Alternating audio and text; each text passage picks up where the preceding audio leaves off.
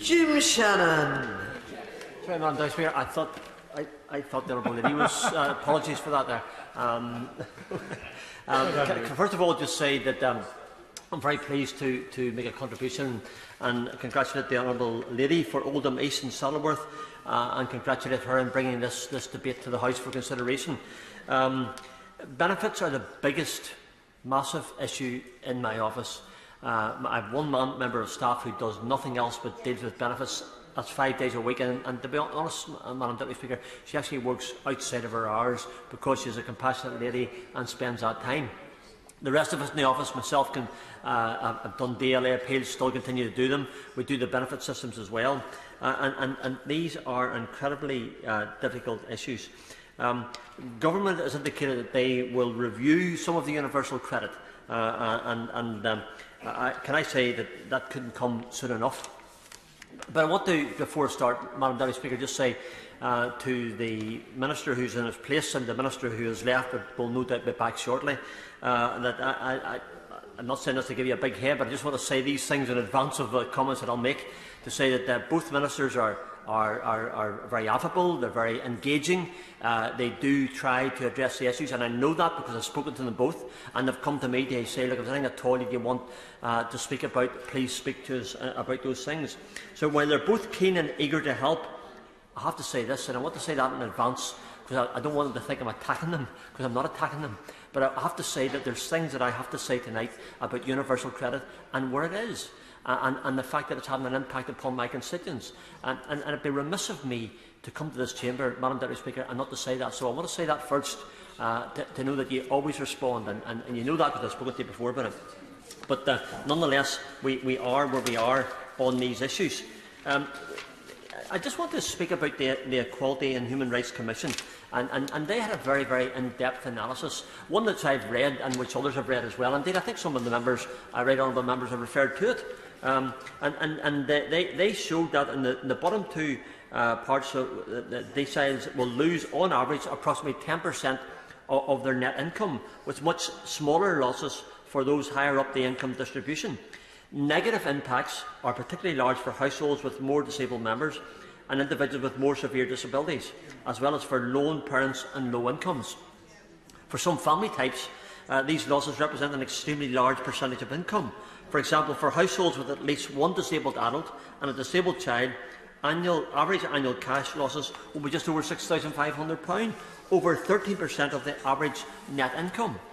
And here's a specific one, because I have some Bangladeshi people from Bangladesh in my constituency, but the impact of changes to direct taxes and benefits is to reduce the income of Bangladeshi households by some £4,400 per year on average. So these are specific things, and I want to come and say these things, Madam Deputy Speaker, in a very constructive way to the Minister, because I know he responds, and that's why I'm happy to say these things. I know he'll come back, as he always does.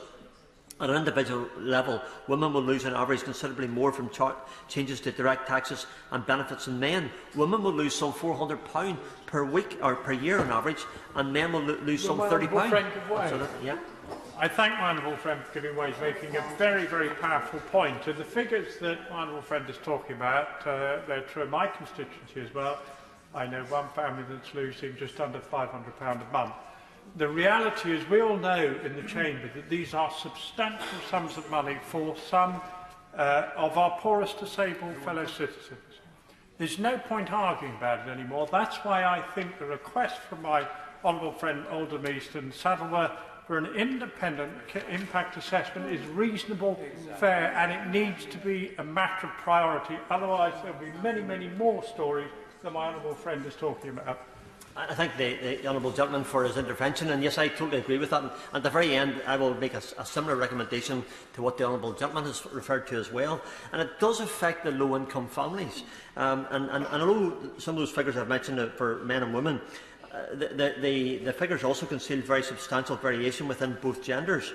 Lone parents in the bottom quintile, the bottom fifth of the household income distribution, lose some 25% of their net income, or £1 in every 4 on average. And I think it was the Honourable Lady, forgive me, I just can't remember her constituency, but she referred to it earlier on, and she referred to very clearly the income impact upon those in the lower income brackets.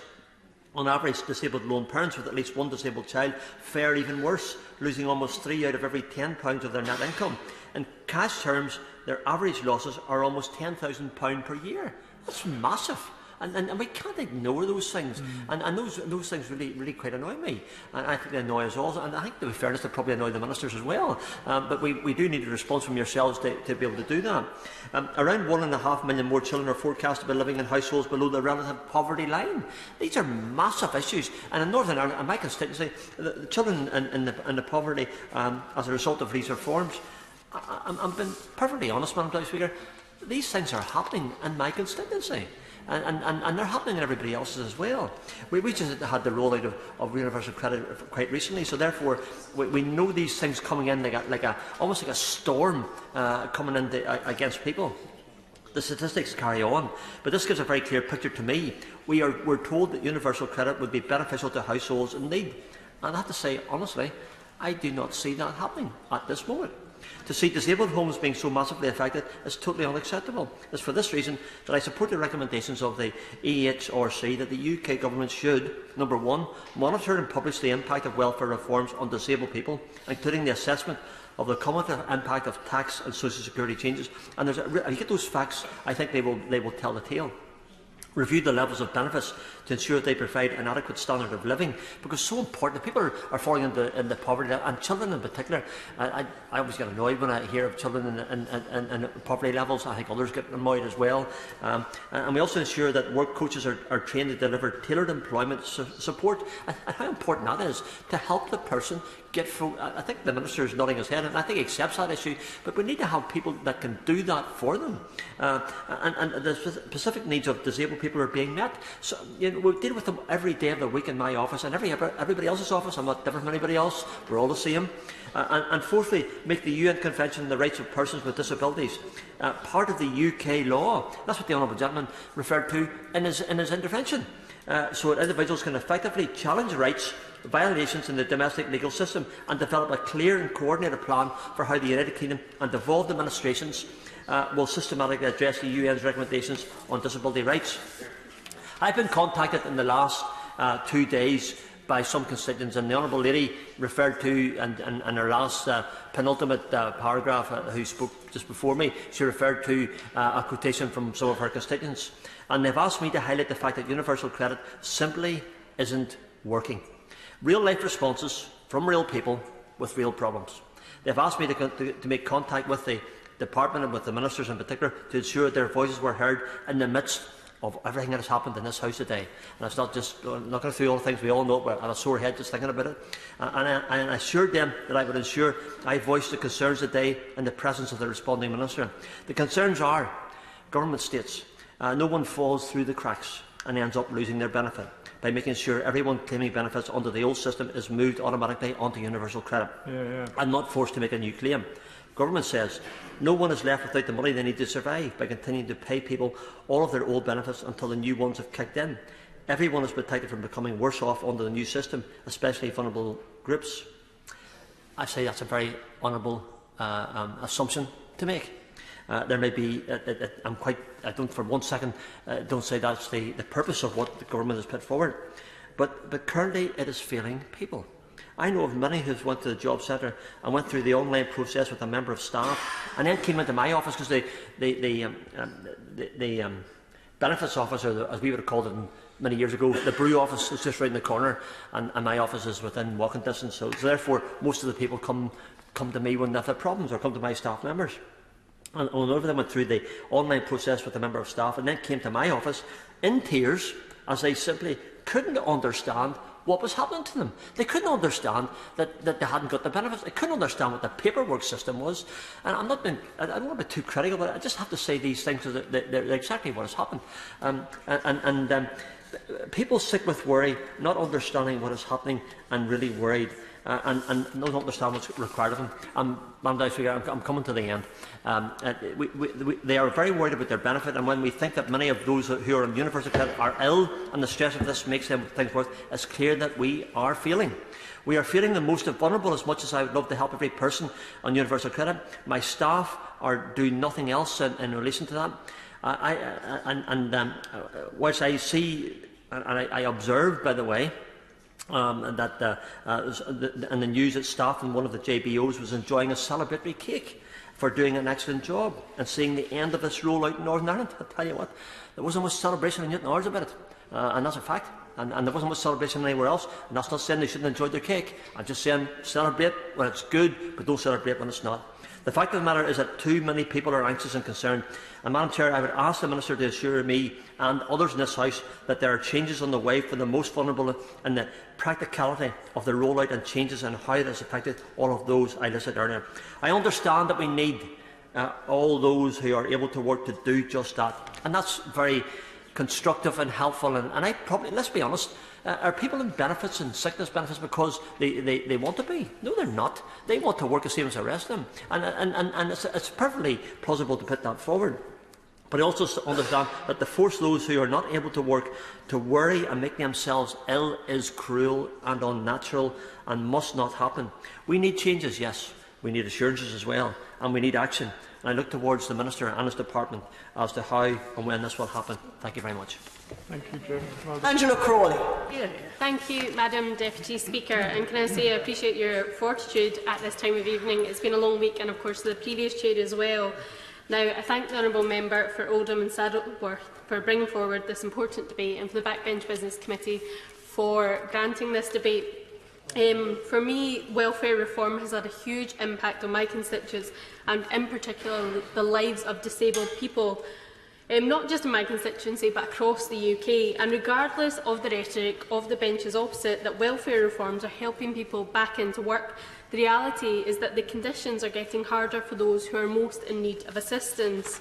Now, despite the calls from the War Against Welfare petition and the over 100,000 signatures submitted to the Government calling on the Government to introduce cumulative impact assessments, the Government has been unrelenting in introducing these changes, and it has earned the reputation for many of having a hostile environment when it comes to these changes. Welfare changes, coupled with the Government's austerity measures, notwithstanding the impact of Brexit and the potential of a further weakened economy, the reality is it will be the most vulnerable and the disabled who will be hardest hit by Brexit. And whether it's Brexit or the initial 2012 or 2016 welfare reforms, we have to acknowledge that these are not working as well as they could in practice. And that's not a political statement, it's a matter of fact, they're not working as well as they could. Now, unlike some Government Department ministers, I know that the Minister of State for Disabled People cares deeply, and she will want to get this right. Now, of all the contributions we've heard across the House from right honourable and honourable members who have conducted themselves, can I say, immeasurably better in this chamber than in recent weeks, and they've served their constituents admirably better on this important matter, I think it is worth highlighting some of the valuable contributions that member for Oldham East and Saddleworth rightly highlighted the WOW campaign and the disproportionate impact on disabled people, families and carers.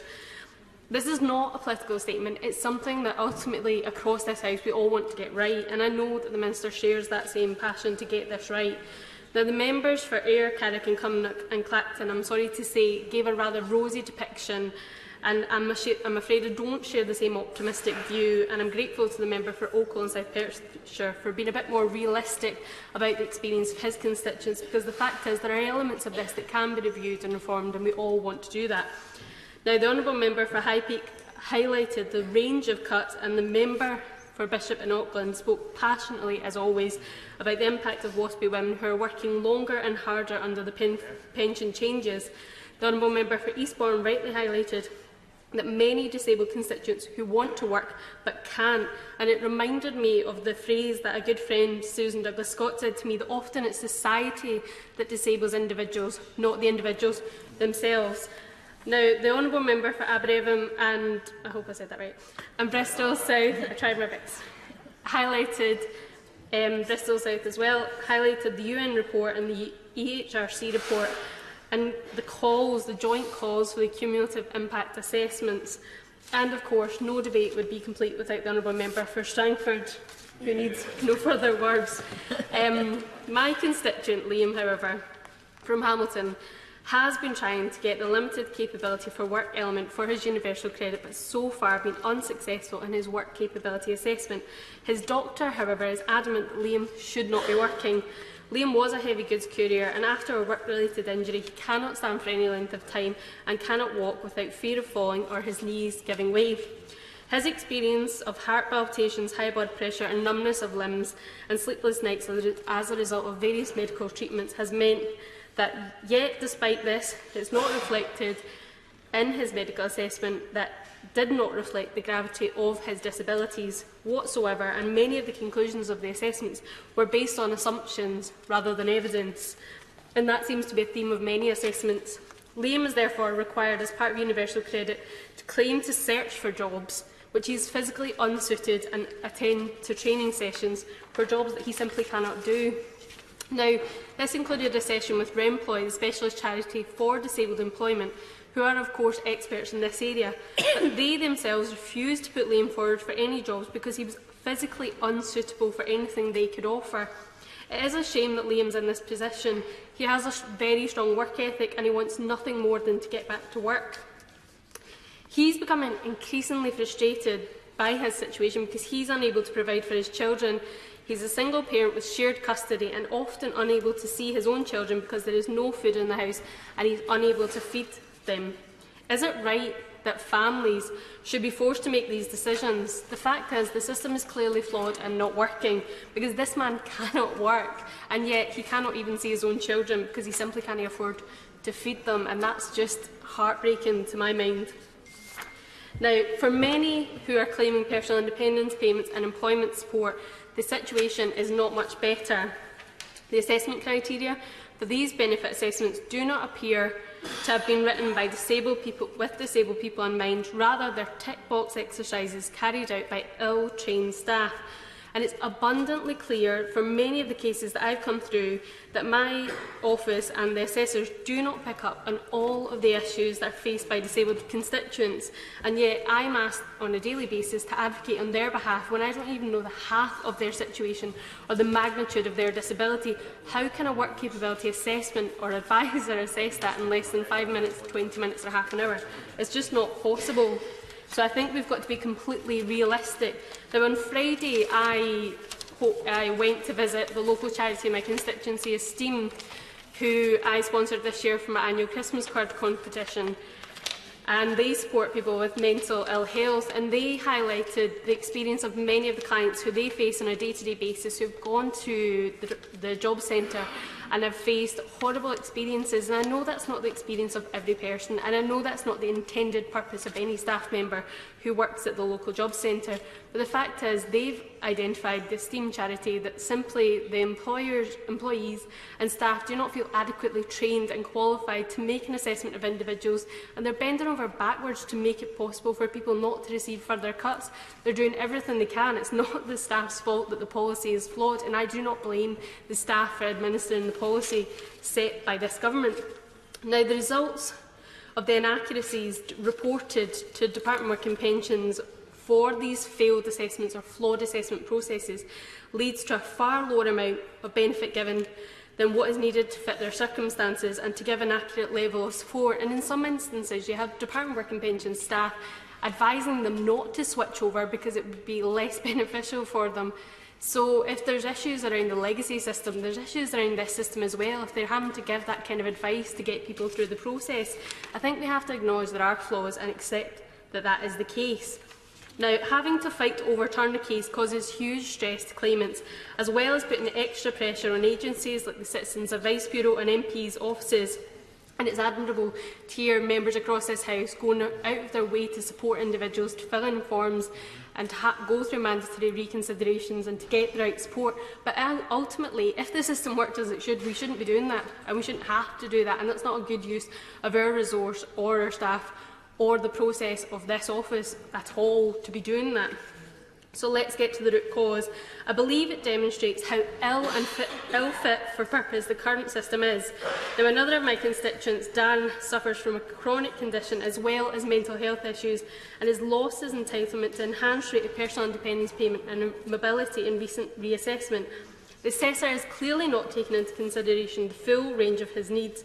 For example, he is personally deemed able to manage his own treatments. However, the reality is that he is solely reliant on his mother to take care of his medication and to wake him up every morning to make sure he gets the appropriate medication and support that he needs.